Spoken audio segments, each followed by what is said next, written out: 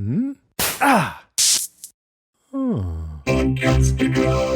Your dog goes golfing. He has yet to go, but he's ready. He's ready just in case. He's ready. He ready. is. He's prepared. The attire is there. And this is one of the rules, you see. You know, like you have Newton's laws of motion and, Einstein's theory of relativity. There's the Shineybees theory of dogs in knitwear. And it is never, ever a big dog. Big dogs are never seen in knitwear. It's a thing. It's always a Yorkie, a Westie, or more often than not, that most ridiculed of dogs, the Dachshund. Always. Podcast Junkies, episode 90, 10 away from episode 100. Who would have thought when I started way back in April 2014 that I'd be in the home stretch to 100. It's going to be so fantastic. I have no idea what I have planned, who I have planned. It's a surprise to me. If you're new to the show, I'm Harry Duran. I'm the host of Podcast Junkies, and I am your pilot for this episode. We talk to fantastic podcasters. You come every week, you show up, you are totally blown away, you're amazed, you tell your friends, it goes viral, and everyone is just so happy in the world because of this show and the happiness you brought to them because you introduced this show to them. It's a good thing, right? I think you need to spread the Podcast Junkies love far and wide, my friends. Let's do that. Can we? I think we can. Last week, we spoke to Jan Ilunga of Locarno, Switzerland.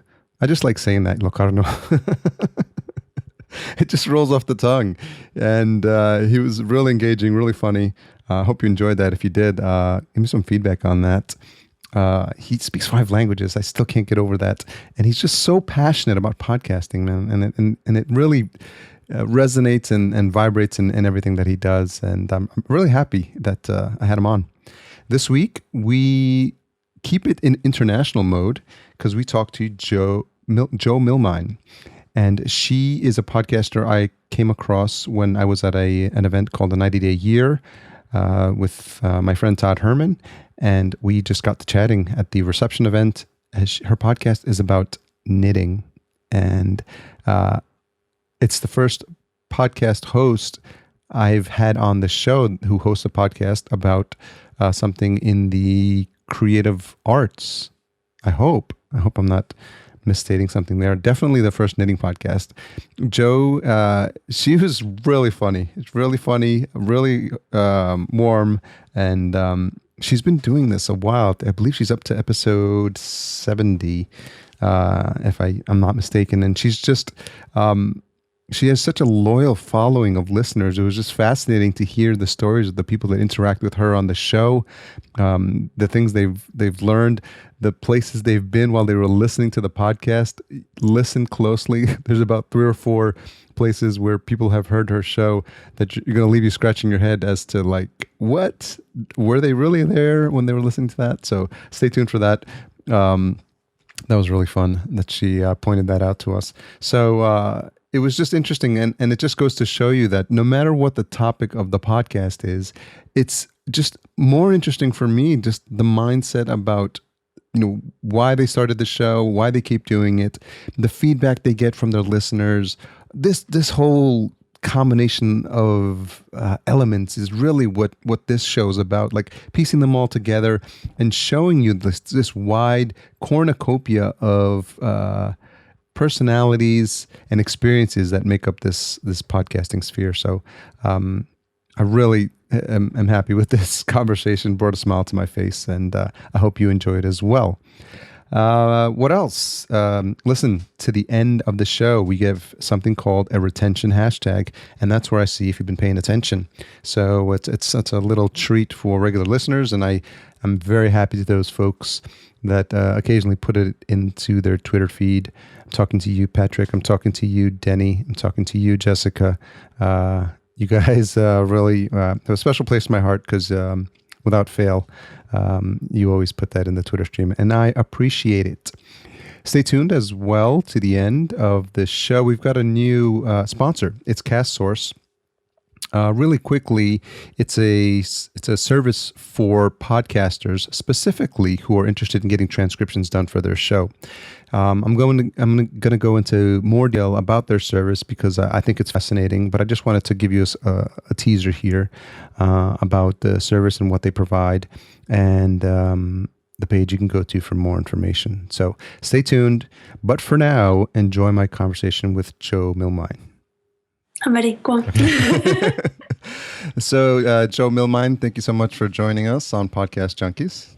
It's a pleasure. Thanks for having me on the show, Harry. So, I always like to give a bit of backstory, and every encounter always has a backstory in terms of how people met. And we actually connected at Todd Herman's 90-day year. It's almost been 2 or 3 weeks back in Las Vegas. Yeah, it seems a lot longer. But yeah.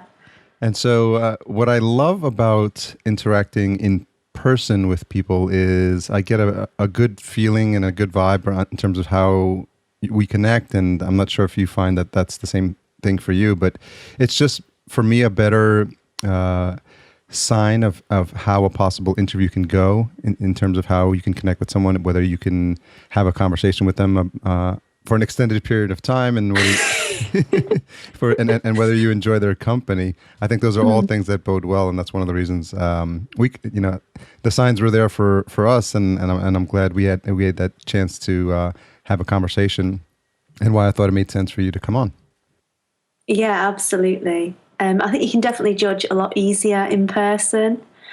As to someone's sort of how they are and whether you're gonna have a laugh, basically, because that's the main thing. I think that's really it, right? Isn't that it, at the end of the day, the ability to just not take ourselves too seriously and just have a good time?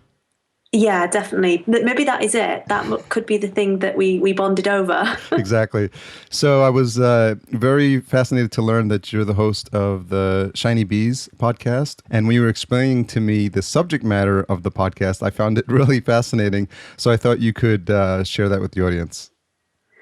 Yeah, so the Shineybees podcast, it's a bit of a beast, really. It is a knitting podcast. For knitters, but there does tend to be quite a liberal dosage of other things in there, sort of comedy, stories, interviews with people working in the industry. Very occasionally there'll be just random kitschy stuff, things that you liked when you were at school that everyone did, like trends. We'll talk about that sort of thing. And there's always at least one mention of dogs in knitwear per episode, because it's just funny. There are rules for dogs in knitwear. Well, it's funny that when you say that, you made me think of my wife has this small bag, and it's a collection of just random clothing we've collected for our Yorkie over the years. And it's so funny when, depending on the guest you bring on to I bring onto the show, I always go down some weird rabbit holes. And this is the first time I've talked about the clothing for my Yorkie. His name is Disco, by the way. I love that. He has a shiny. He's got a tight black tee for when he's going clubbing, and in rhinestones it says Disco. Let me just stop that. Sorry, mate. No one ever rings the house phone unless it's bloody PPI. Do you have PPI in America? What's PPI? PPI is this thing that the bank sold to everyone, right? So it's like insurance. Okay. For if you don't pay for your loans and your credit cards. But they didn't tell anyone they were selling it. So now you get phone calls all the time at home saying, we want to get you a PPI refund or whatever. And nobody else ever rings me other than PPI or double glazing salespeople. It's ridiculous. That's I do apologise. No worries. You tell me about disco. Yeah, so what I was saying is it's funny how... when we went through we pulled out the bag a couple of weeks ago. He has like a tight black tee for when he's going clubbing, and it says it actually says Disco in like rhinestones. He's got a trench coat, which my wife said is for his business meetings. We were living in New York, so he has like a little parka, like sweater type thing with a furry hood. And what else? And then he's got his preppy when he goes golfing. He's got his preppy polo shirt with the collar. So your dog goes golfing? He has yet to go, but he's ready. He's ready just in case. He's ready. He's ready. He's prepared. The attire is there. And this is one of the rules, you see. Like you have Newton's laws of motion and, Einstein's theory of relativity. There's the Shineybees theory of dogs in knitwear. And it is never, ever a big dog. Big dogs are never seen in knitwear. It's a thing. It's always a Yorkie, a Westie, or more often than not, that most ridiculed of dogs, the Dachshund. Always. There are certain breeds that this trouble affects, and yeah. Well, it's funny because does your podcast it focuses on all aspects of knitting, so it really doesn't matter who or what you're knitting for. It's just the joys and the fun of actually doing it, and at the end of the day people do it for different reasons. Yeah, absolutely. And you would be surprised. You'd probably even pale at some of the knitting patterns that are available out there for you to reproduce for your own fun. And that is quite a regular segment also on the podcast, is finding these patterns, because you would not believe what you can find patterns for. So we should dive deep into a couple, because I'm sure the listener will find them entertaining. What's some of the strangest or funniest patterns you've seen people come up with? Well, I do have a few favourites. I have a few people who get the whole sense of humour thing. So one of my personal favourites is a lady who does knitting patterns for toilet sets, would be, I guess, the word that you would use for it. So she has a Christmas one. I discovered it on the Halloween one.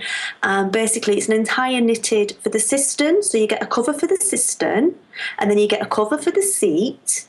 This was themed as a pumpkin, and then you get a matching Kleenex cover and a matching toilet roll cover, because that's a bit of a British thing as well, to have little covers over your toilet rolls.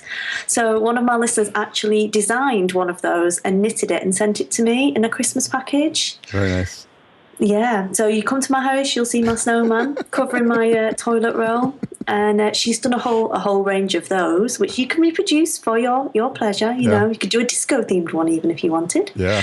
And one particular favourite, and I'm not quite sure how we got onto it. I think it might have been a themed episode around Movember, which is when you grow a moustache in November to raise awareness of men's cancers. And somehow I got onto the thong song. And I ended up looking up knitting patterns for this, and there is an actual pattern on our social network called Ravelry, where you can knit out of strawberry laces edible undergarments, knitted edible strawberry lace undergarments. There is a pattern also for that. So I've never done it. I'm not going to lie, Harry. I've not done it, but you could if you wanted to. Not that there would be anything wrong if you did. There's not, no. And there's a place for all of these things. There's a place for the super serious, very correct, traditional stuff. There's a place for the modern versions, and there's a place for comedy. So there's always a place for comedy. There should always be a place for comedy.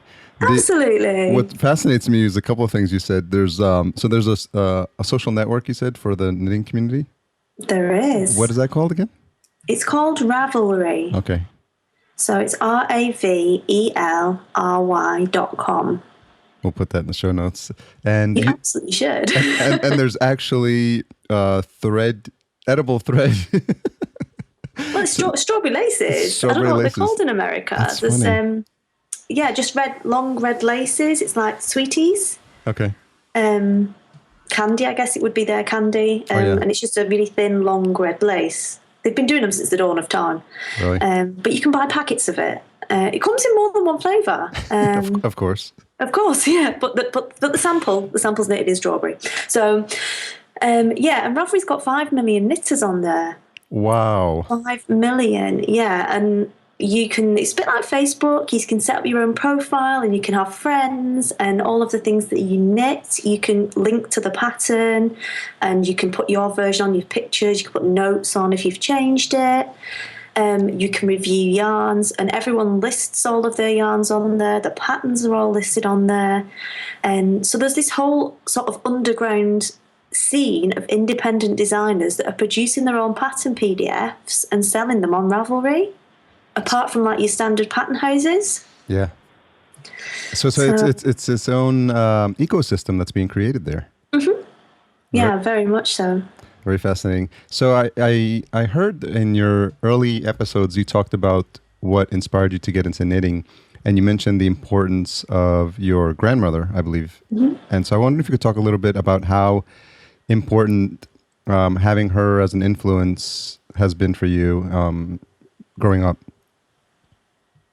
Yeah, so my granny, bless her, Scottish, proper nails, like one of these hardcore, lovely but quite fierce ladies. A little bit like Super Gran out of the box. And when I was sort of 5 or 6, she was always knitting. So my brother and I would be sort of decked out in matching acrylic Aran jumpers with a pink collar for me and a blue collar for him, because this is like the late 80s and that's what you do. And she would just turn out all this knitwear for us. And she had 4 boys and she always wanted a daughter.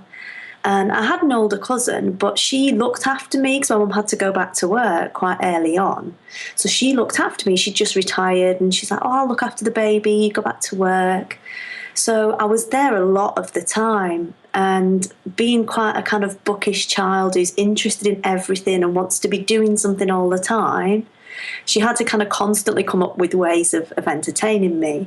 One of which was, teaching me card games, an important skill for all young children, playing a lot of gin rummy and pontoon and blackjack. And another one of these was knitting, because obviously I saw her knitting all the time. So the first thing I knitted was this hideous, it was going to be a scarf, but of course I got bored halfway through because everyone does who knits a scarf. And I was knitting it from the leftovers of the Aran jumper. Yeah. I've seen this before.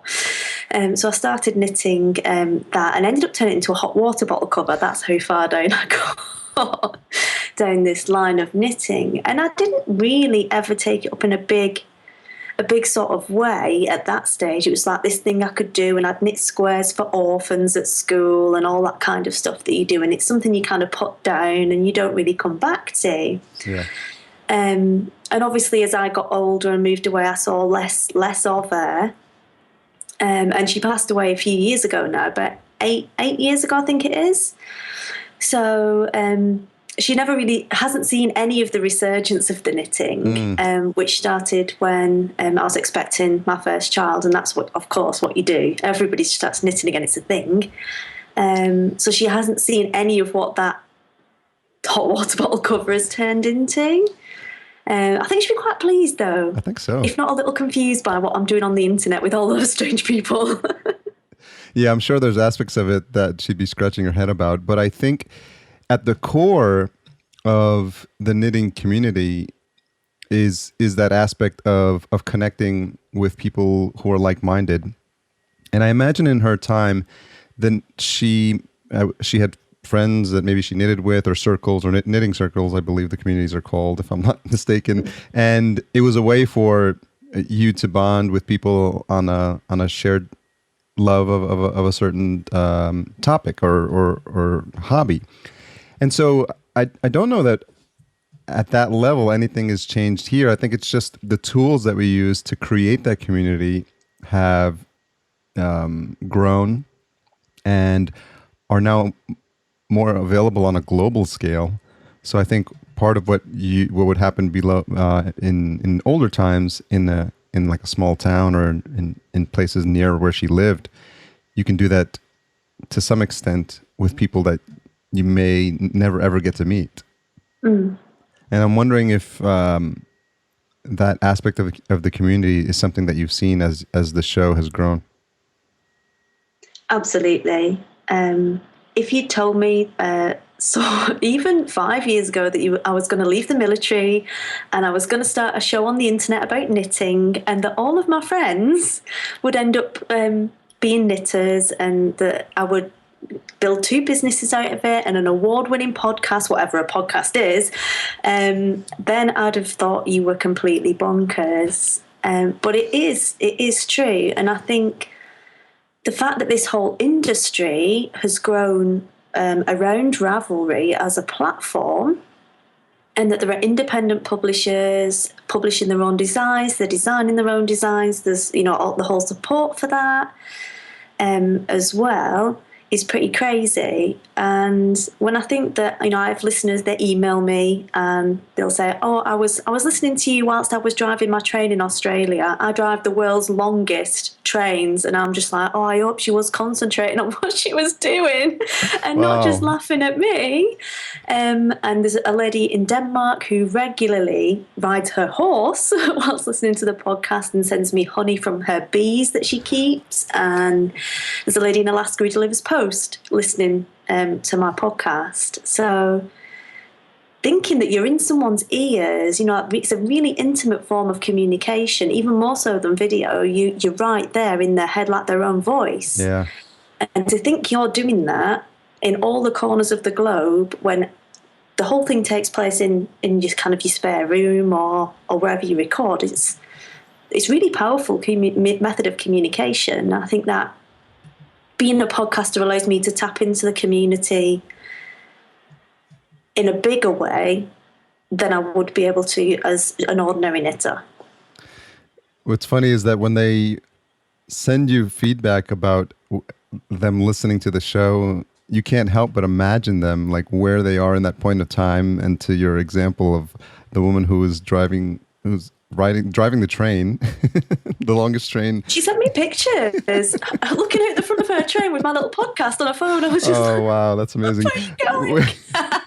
What's the other one that I thought was entertaining was the woman who was she's riding a horse while she's listening to your podcast. Is that right? Yes, in a Danish forest. It sounds lovely. and knitting at the same time. Possibly. She's very fast, so maybe that may be the way she gets it all done. I'm just like, the mind wanders, right? Like, is she knitting like clothing for her horse? Is she knitting? So could be. I could look for patterns, mate. I could find your pattern. You could. I'm sure you could. Yeah, that's your homework. So it must be a really good feeling, right? And to your point about not even imagining where this would have led to prior, if you were thinking about this prior to you starting the podcast, and now to think about this global reach that you have. I know that when I come across listeners at a conference or I get feedback online and I say, hey, I'm getting caught up in your back catalog, I mean, that really hits a nerve with me because, thank you is like, I feel is like not enough sometimes to say that you're actually taking time out of your day to consume my content.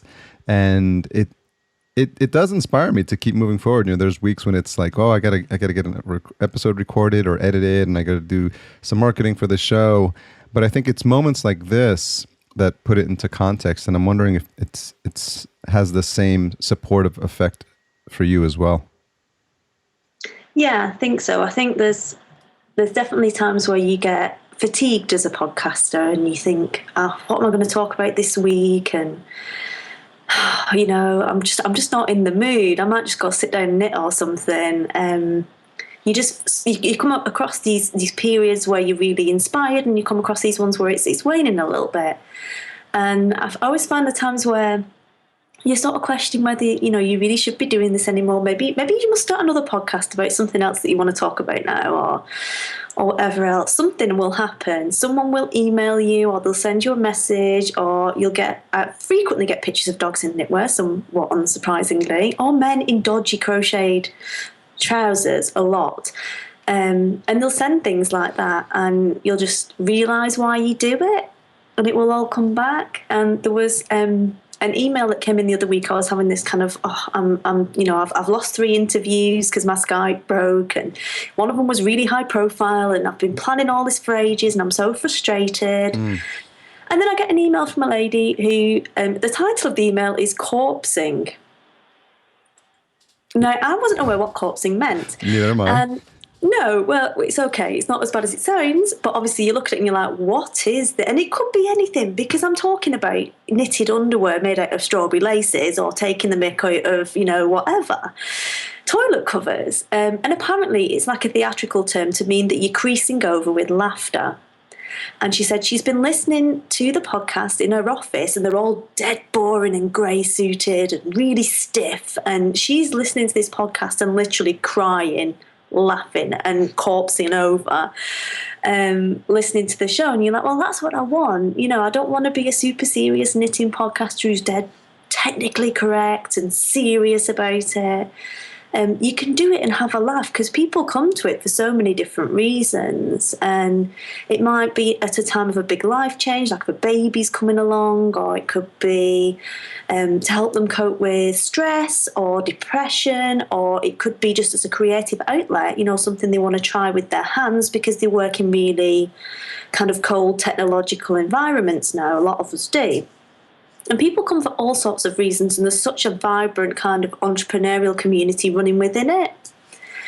And it's just remembering all of that, really, and tapping into that sort of enthusiasm for the subject again, that sort of also kind of carries you along. Yeah, and it's something almost like, to your point, that you build up this archive. I'm envisioning a squirrel when saving the nuts for the winter, but it's from a goodwill perspective. You're sort of like putting these in a basket so that when you can pull from those, when you hit those troughs, those low points, and you're wondering, I really don't have the motivation. So you look back at those moments when you did get that email, or they did send you that picture, or maybe you even just have a folder with all those photos in them for a laugh, and you just pull, you know, it's time for that jolt of inspiration, and you pull up the folder, and then, you know, I imagine all you need to do is look at a couple of them, and you're good. you're good for at least a couple of days, and your hopes are, and your spirits are raised again.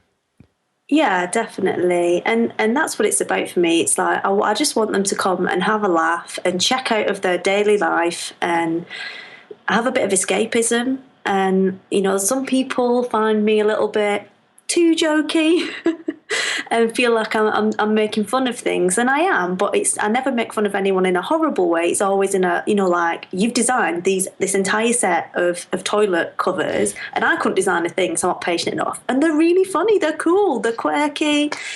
You know, you're not taking yourself too seriously, so that's a great thing. It should be celebrated. It doesn't all have to be totally serious. So, and I think I've talked about it before on the show, but I think there's something really important about finding out who are the people that you don't resonate with, and they're gonna eventually not listen to the show as much or just stop listening. But the people that do get your humor, and the people that do find you funny, and the people who are corpsing at the I'm gonna try to inject that into my conversation. The people who are corpsing every time you release a new episode, that's your tribe. Those are your fans, and I feel like almost like one of those people is equal to like 10 negative folks who are not attracted, because the power of that one person who's such a super fan is enough to kind of, you know, like you said, lift your spirits and give you inspiration. And if they ever have an opportunity to talk about the podcast, you can't get a better champion for your team than someone who's enjoying the show that much. No, absolutely. And the award that I got was for the most engaged audience. And my audience are brilliant. And I always say to people who are thinking about podcasting, and a lot of people worry about putting themselves out there, and I think it's a bit more of a kind of female trait to have, not being too generalistic. Women do tend to kind of hold back a little bit, and they're frightened of kind of taking the leap and getting into it. And I always say, look, you know, you can go out there and try and please everyone. You can be the grey man. You can be the ready salted crisps of the world. Nobody gets that excited about ready salted crisps. I'm pickled onion. I'm not sorry. I'm not sorry at all. And that's what you need to be, because it is like, you know, it's a law of physics. You can't have people that really love you if you don't have people that can't stand the sound of your voice or your face. Yeah.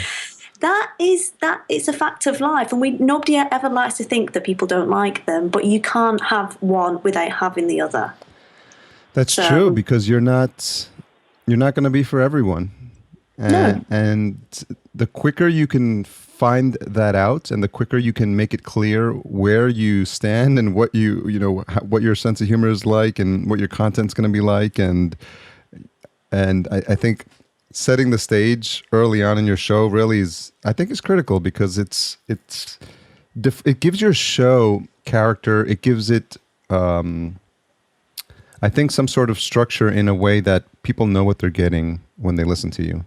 And the sooner you can find your identity, I think, if once you focus in on that identity, I feel like it's something that you then just hone and you fine tune it as you go.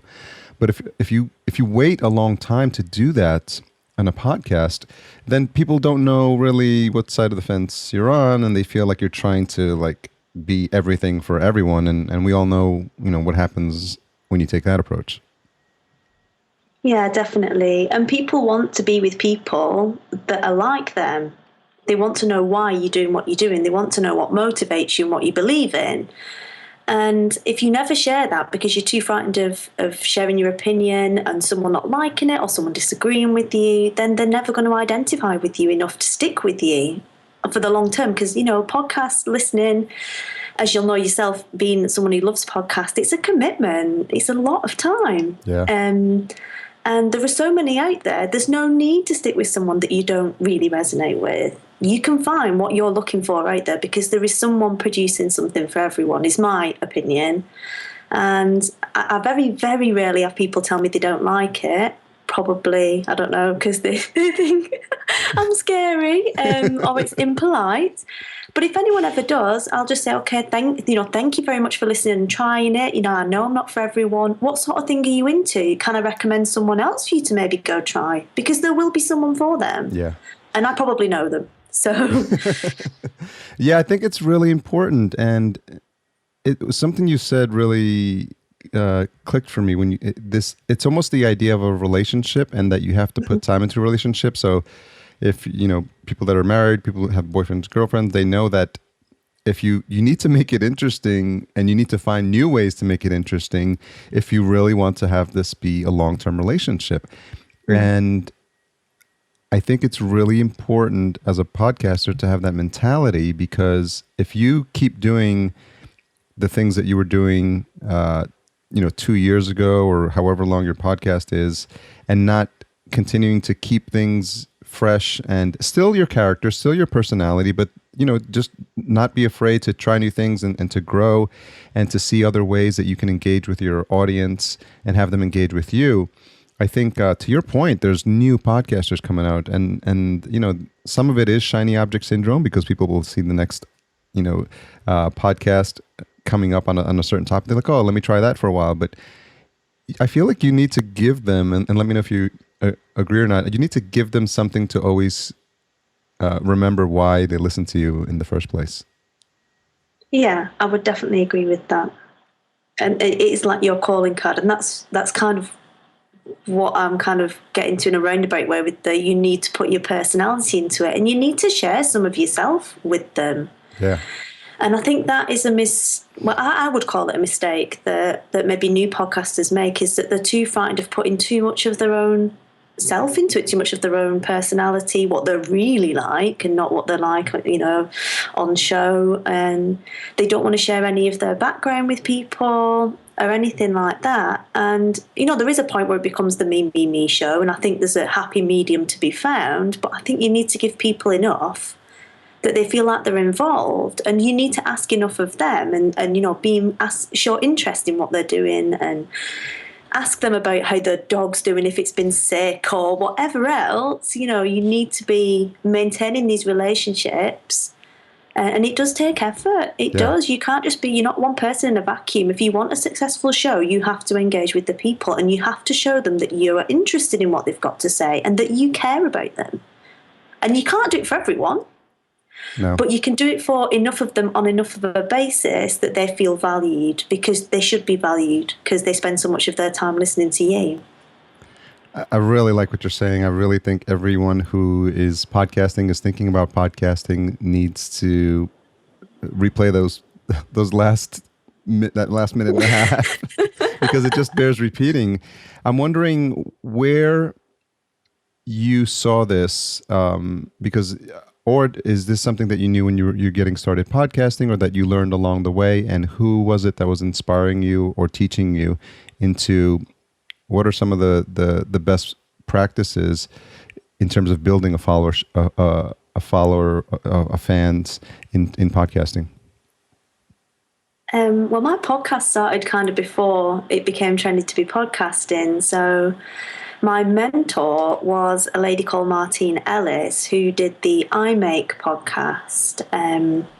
She recently retired the podcast, but there's plans for another one. Let's just say that. And she was the first podcast I'd ever listened to, and I was, having this handmade Christmas because I'd just retired from being in the military, and I've got all this time to be a 1950s housewife, and I wanted a podcast so I could make things and listen at the same time.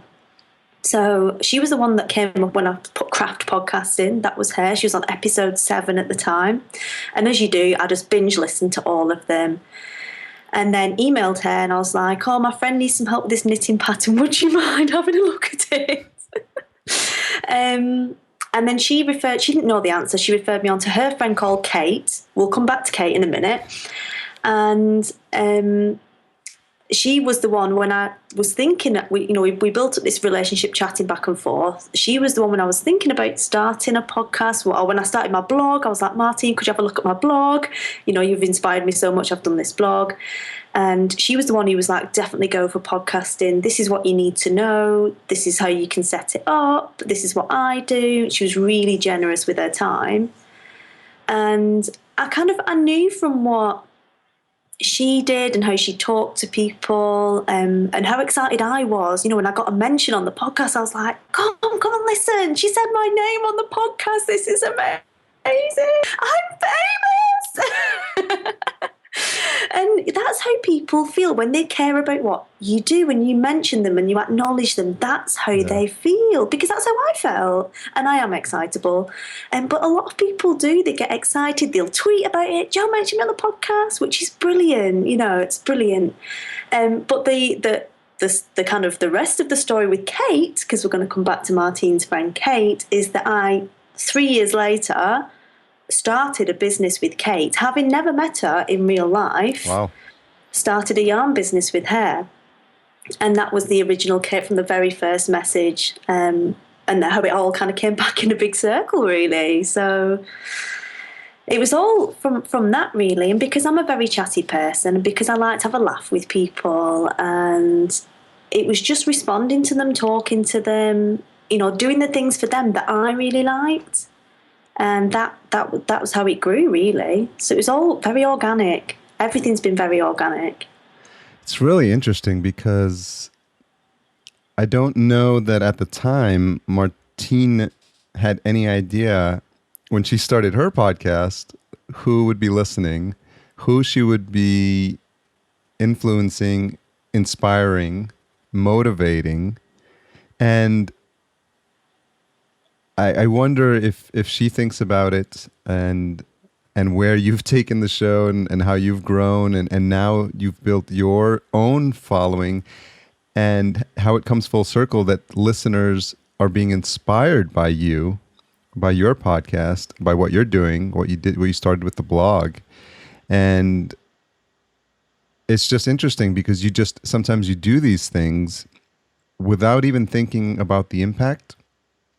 Mm-hmm. But it's more important that you do it, and you do it with passion, and realize that you're going to have an impact down the line, and you won't be able to know where, you won't be able to know when, and you won't be able to point to who or what country they're going to be calling or being inspired from. But I just think it's fascinating when we do these things that there is this potential to impact other people, and I think that's one of the really, really great things about podcasting.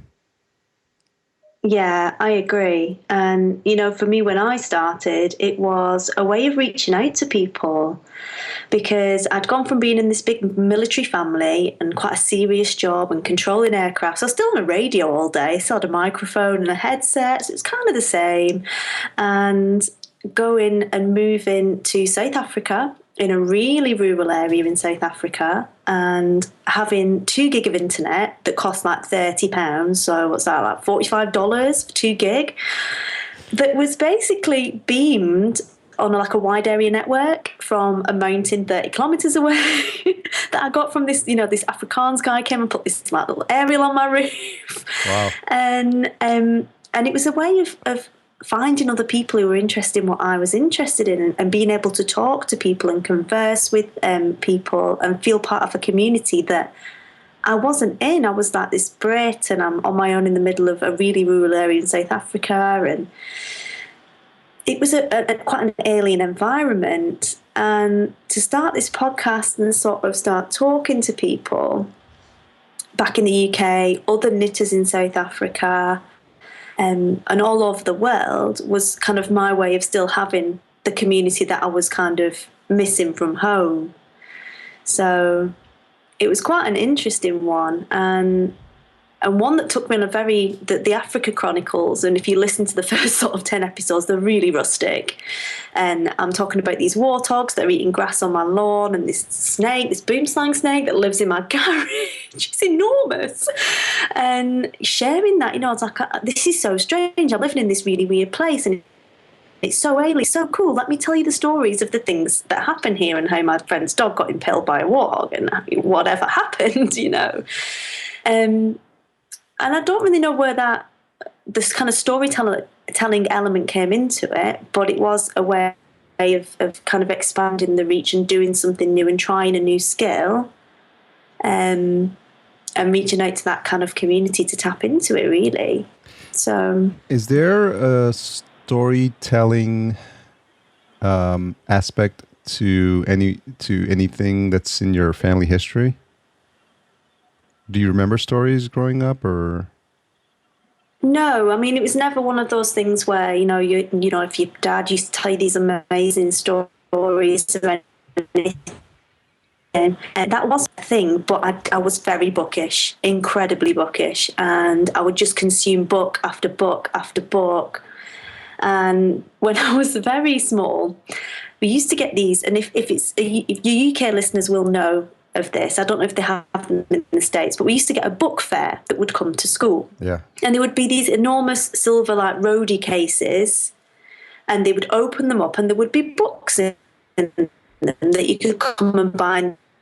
And I had £1.99 to go and buy The Very Hungry Caterpillar.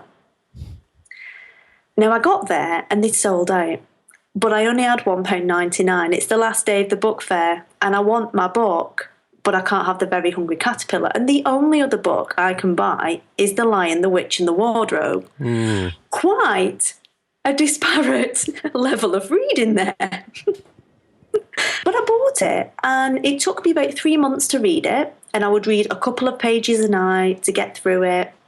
Still one of my favourite books of all time, and I still have that actual book on my bookshelf downstairs. Wow. With my name scrawled in it. 6-year-old Jo writes in her name, And I think that's where the storytelling and picking out all the different things comes from, is that I've just read so many books, and I just enjoy. A part of the comedy is that you can tell the story and they can imagine themselves there, and then they can see what's happening and why it's funny. And it's partly delivery, but there's a lot of scene setting to get you kind of, so you can imagine yourself in that situation. So that's probably where it's from, to answer your question. That's interesting that you mentioned The Lion, the Witch, and the Wardrobe, because I remember watching the animated cartoon when I was younger that was created based on that book, and that cartoon like fascinated me, like the idea of like this other world, and a lot of adult themes in that book. And I'm sure I'm not spoiling. I'm sure I'm not spoiling it at this point for anyone who hasn't read it. But yeah, there's some death in the story as well, and rebirth, and it was pretty heady stuff for a little kid to read. And I actually was looking forward to when they made the motion picture of Narnia, which was the first story, and then it continues. But the first one was really, really good. I think they did a really good job, and I think it just speaks to every child's imagination about this fascination with other worlds and things hidden in plain sight, and the wardrobe, and all you needed to do was step in there and be transported. And in a way, I don't think it's much of a stretch to think about your podcast that way. Like when people are in there and you are holding their attention for like 45 minutes for an hour, And don't isn't that what we really want to do at the end of the day? Really transport people to like something else, get them out of thinking, what their day to day life, and just have a laugh and enjoy something that's not part of their everyday existence. Yeah, definitely. And that's always been a focus for me, is to have just to give them a bit of a breakaway from whatever it is that they're doing, and to just take it a little bit further on the humour side and have a laugh, because the world's a pretty horrible place at times, and there's enough of that around without us dwelling on it. Yeah. And I just think having humour's always been a really good way for me to cope with things. And obviously, having been in the military and done active service and all that kind of stuff, it's very, very like the kind of humour we have. Most people would be like, you really can't say that. And you can't in the wrong company. You can't, in fairness. But being able to kind of find that happy medium of acceptable humour. Yeah. Is good. It helps you to cope, and I think if you're making someone else laugh, then that's a really powerful thing. So you've mentioned the military a couple of times. I wanted to ask you, what was one of the most important things you learned during your time there? I think there were probably two things. One was never underestimate the importance of a head torch in any situation in life. And because it'll get you out of anything, get you out of a zombie apocalypse, or your car breaking down, or indeed any mishap you find yourself in. You said a head torch? A head torch, yeah. Can you define what that might be for people who are not familiar with that term? How can you know what a head torch is, Harry? A head torch is a torch, an LED torch, that a flashlight that attaches to your head. Sorry, I'm speaking British. That's much clearer now. What do you call those? A headlamp. A headlamp. Well, a headlamp for me is on a car and not on my head, hence the confusion. But yes, never underestimate how useful one of those can be in your life in any situation. I actually own a mini, a civilian head torch, if you will. We went to Burning Man, so we actually had to have those. That's required if you're going to be roaming around the playa. See, there you go. You see, I think they use them mostly for climbing. They tend to be in the climbing section. I didn't feel a need to go into a cave, but it is useful for every other situation you might find yourself in. Perfect. And the other thing I think I learned is never underestimate, or rather, what's the word I'm looking for? I got distracted by the flashlight, Harry. Other thing that... Go on. Take for granted? No, it isn't taking things for granted either. It's gone, like the words have completely gone. The other thing I learnt from being in the military, the biggest lesson is probably to get help before you think you need it. Because by the time you realise that you need it, you've gone past the point where actually bringing the help on to be helpful at that point has passed. And quite often you'll get to a stage where you've gone so far past that you won't even realise you need help. You just completely maxed out and you've lost all your capacity. And I think that is an important lesson doing the job I was doing, controlling aircraft, really, really important. And it's also an important lesson for life in general, because we're all very guilty, especially people who, are entrepreneurs or run their own businesses, very guilty of just working more and more and more to get things done. And sometimes the thing you're trying to achieve is bigger than the capacity of one person. And I think realising that early is the key to success, and getting people in earlier rather than wait until you have nothing to offer yourself, basically, because you're so far beyond your own capacity. That's really, really good takeaways. And those are the types of lessons that maybe at the time you were learning them, you didn't realize it would be something that you would carry through for your whole life. But I think now, in retrospect, you realize just how valuable they are.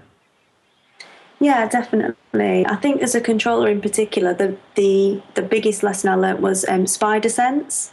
Mm-hmm. And I call it spider sense like Spider-Man because there's nothing else for it. You can call it a gut instinct, you can call it, what you want, but it's that feeling. And I always used to teach my students that, if you feel like you should be doing this, you should have already done it. is you start to develop that sixth sense for what you need to do and what's going to happen next. And that was what I would always teach them, that, and that hope wasn't a method of separation. Yeah. So there are different ways you can separate aircraft. There are different rules you can use, but hope is not one of those. So you can't just hope it was going to go away, or that it was, there was going to be enough space. Hope is not a method of separation. And again, quite a good lesson for life. Just hoping things are going to happen. Yeah, not so good. It's not a method of getting anything done. Well, so I'd say they were my main takeaways. Those are very very very good, and I think that I would think they make you now cause you to look back at your time in there with a little bit of fondness as well. Absolutely, you do learn some useful stuff, that and how to iron really, really well. Well, definitely. Thank you for sharing that. No problem. You mentioned what was interesting was you were talking about the cost of the internet is very expensive in South Africa. And one of the things I heard you mention on the episode was you would have to wait until you were, I think, back in the UK or outside of South Africa, and you would have to download all the episodes of the podcast that you were listening to at the time, so that when you were back in South Africa, you could listen to them offline. And what I thought was really interesting was this idea of, okay, I have a limited amount of bandwidth, and so when I'm back at a point when I know I can download a bunch of episodes, there's a selection process about what's going to make it into my queue, right? And I wonder if you could talk a little bit about how important it is to have some sort of process so that you're listening to the things that you really want to listen to, because we take it for granted when we have unlimited data plans that I'll just listen to this and listen to this and listen to this and this podcast. And I've been prone to do that as well. But I think there's something to be said about restricting your choices so that you can make better choices.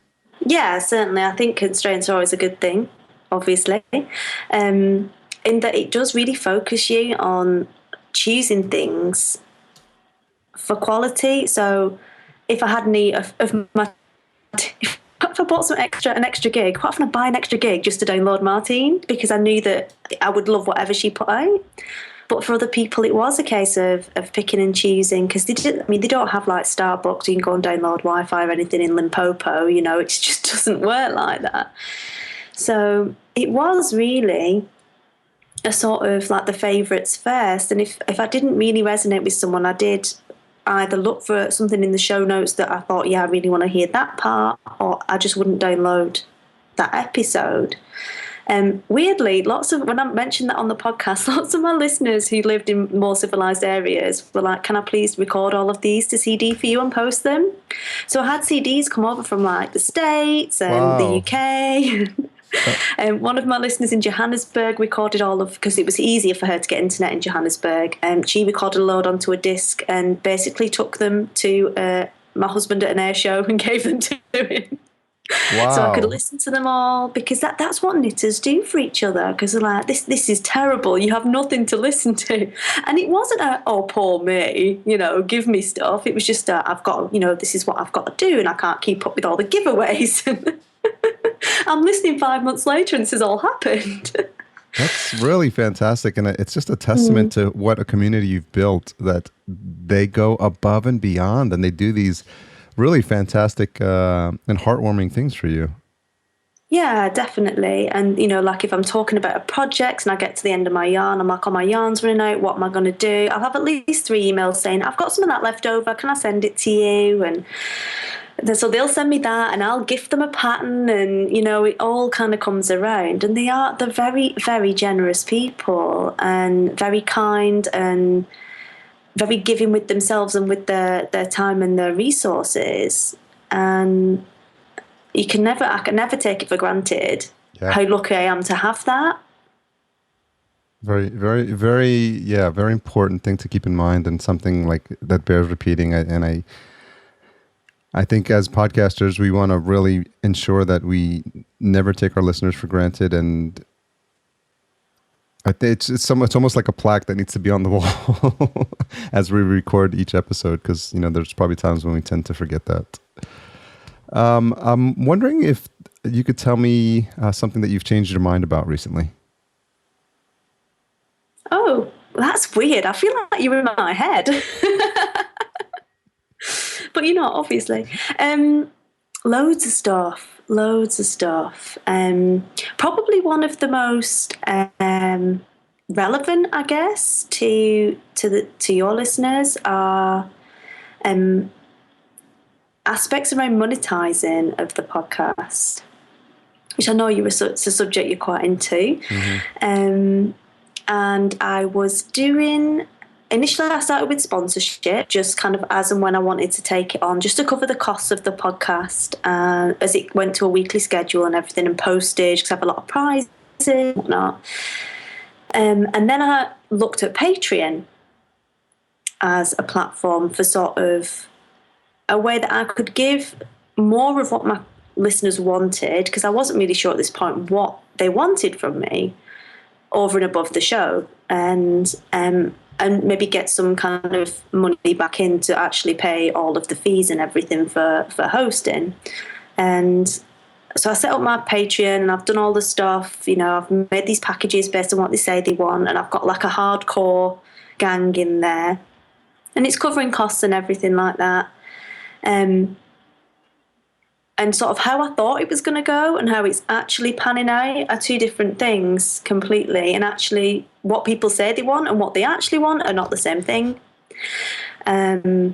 which everyone says, but you never believe it till you do it. And I'm now looking at kind of how I can wind that side of things down, the Patreon down, because I'm finding the platform increasingly clunky to use and slow, and isn't really giving me that way of communicating that at the level that I want to with them. It just doesn't feel right to me. And increasing the sponsorship again, so it's more of a hands-off thing, because I'm never going to have a sponsor tell me what I'm going to talk about on a show anyway. Point one, I'm never going to have a sponsor they don't like or that I wouldn't use. So the impact that sponsorship will have on them is just a bit of an inconvenience for a minute and a half out of 45, which they're willing to take. They're used to hearing. And maybe wind down the Patreon as an option, because I just don't feel that that's worked the way that I envisaged it would. And it's quite labour intensive to have another platform to be posting on. Yeah, that's what I've heard. The people that have had it, some of them have had varying degrees of success, but I think to your point, if you start thinking about special content just for those listeners, and then, it's hard enough to keep on a regular schedule with our free content, much less to think about what can I provide that's now going to be separate and have to give to this other audience. And like you said, manage on a platform. I set up a page a long time ago, but I haven't touched it in a while. So I definitely agree it's a bit more effort than they probably thought. Tell me something that's one thing that's the most misunderstood thing about you.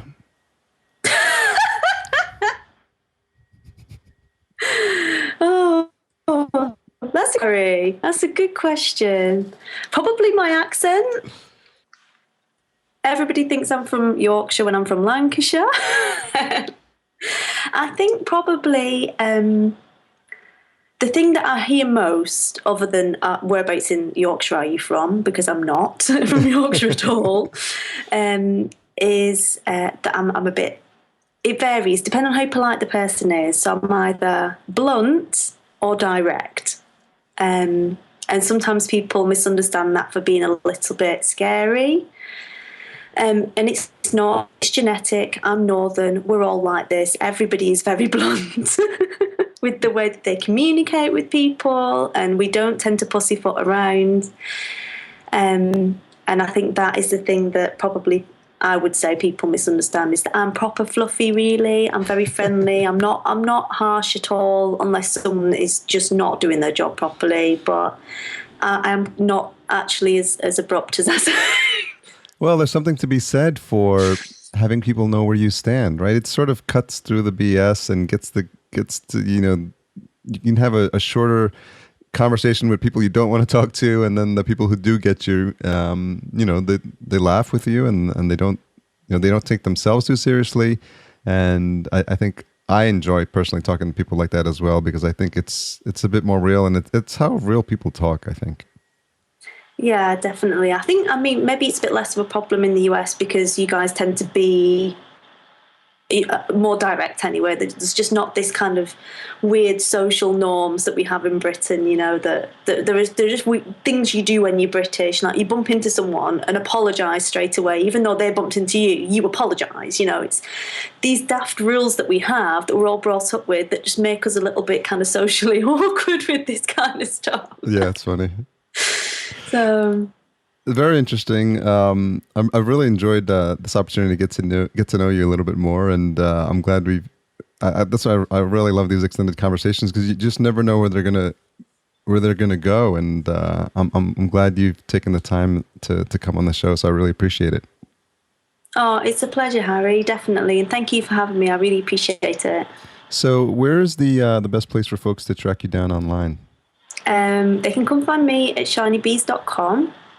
where the podcast has its home and all the show notes, but I'm on all the usual podcast outlets as well. So iTunes, Stitcher, Player FM, Libsyn, on all of that good stuff. And you'll find me mostly being a little bit sarcastic on Twitter and posting pictures of knitwear and dogs, or dogs in knitwear, or Tonics tea cakes on Instagram.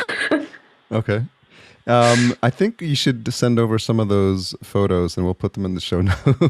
I feel the listeners need it. I will find my best photos for you. In fact, I can probably even find a pattern for Disco. He doesn't have any knitwear. I think he needs some Fair Isle. I think he does, and I think who better to get it from than the Shineybees podcaster, right? Exactly. I don't knit for just any dog, or no. Any person, in fact. Very, very good. Well, I highly encourage folks to check out the podcast. I've really enjoyed our conversation, and I think they're going to really get a proper laugh, as you say, out of your show. And I hope you get some new listeners as a result of this episode as well. Oh, me too. And everyone is welcome. All right. Take care. Have a fantastic day. All right. Cheers, Harry. Cheers.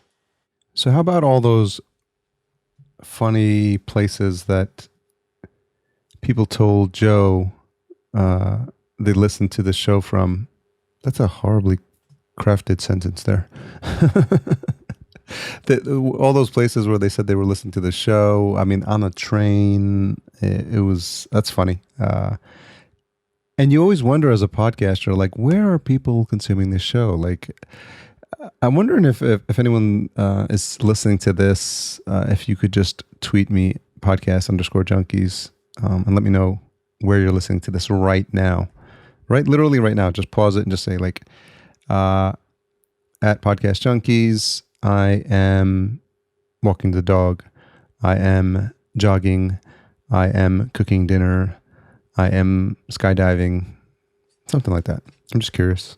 It just fascinates me because I have regular listeners, and I know where I listen to the show. I'm walking the dog is usually where I'm doing it, and I'm catching up to shows.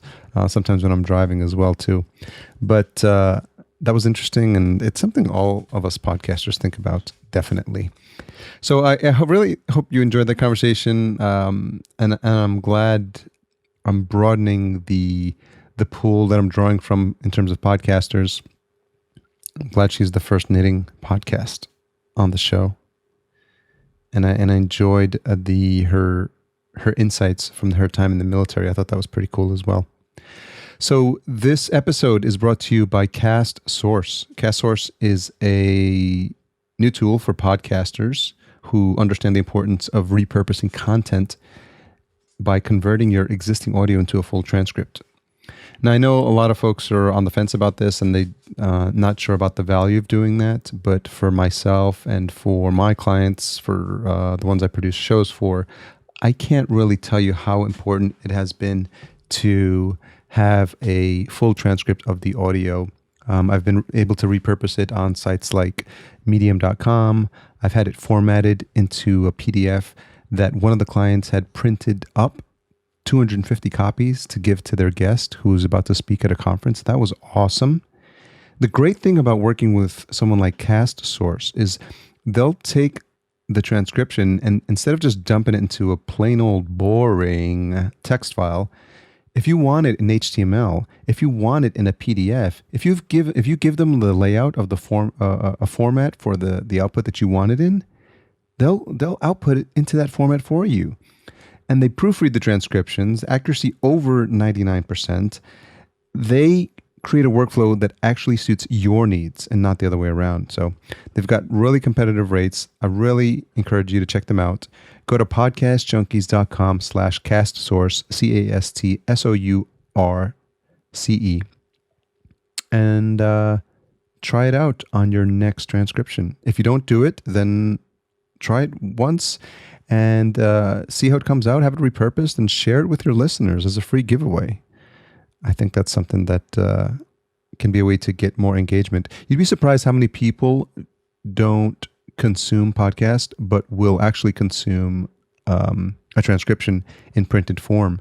Don't forget, there's still a lot of older listeners to podcasts who are new to podcasts, and who might have this transcription as their gateway into consuming the content. Because at the end of the day, guys, we just want them to consume the content, and we just naturally assume it's going to be through the podcast. But if there's a way we can get it into their hands, how cool would that be? So this show is a proud member of Podcastica. Check out all the shows on the network at podcastica.com. The intro and outro music was composed by Cedar and Soil. That's cedarsoil.com. And if you've made it this far, congratulations. I need a trumpet sound to put here. If you made it this far, the retention hashtag is Knitting Joe.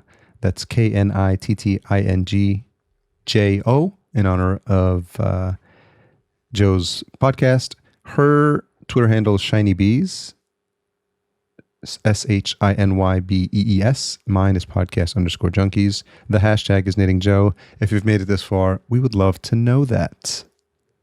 We keep track of all these people. It's like a naughty and nice list of Podcast Junkies listeners.